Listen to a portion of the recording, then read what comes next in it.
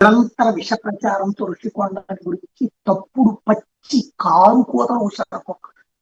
కొండని తవ్వేశారు, కొండ మీద మట్టి పోయింది, కొండ మీద అది పోయింది, ఇది పోయింది అన్నట్టు. నేను అప్పుడే చెప్పా, అది చక్కగా రోడ్డు ఇంతకు ముందే ఉండేది, ఇంకా విశాలం చేస్తున్నారు. అక్కడ కడుతున్నటువంటి ప్రభుత్వ భవనాలు, ప్రభుత్వానికి అవసరమైన భవనాలు అన్నట్టు. ఇక్కడ ఒక బిల్డింగ్ కి 1500 కోట్లు తగలేస్తుంటే అమరావతిలో అక్కడ అన్ని బిల్డింగులకి కలిపి ప్లస్ అంత పెద్ద ప్లేస్ కలిపి 400 కోట్లు దాటలేదు. మరి ఎవరు దోచుకుంటున్నట్టు, ఎవరు దోపిడీ చేసినట్టు? బట్ ఆ ఋషికొండ పేరు అక్కడికి వెళ్ళి కూర్చుంటే జగన్ పేరు వస్తుందన్న ఉద్దేశంతో 2 ఏళ్ల నుంచి పాడు పెట్టారు దాన్ని. అయ్యయ్యో 25 లక్షలు ఖర్చు అయిపోతుంది, కరెంట్కి 30 లక్షలు ఖర్చు అయిపోతుందని లెక్క చెప్తున్నారు.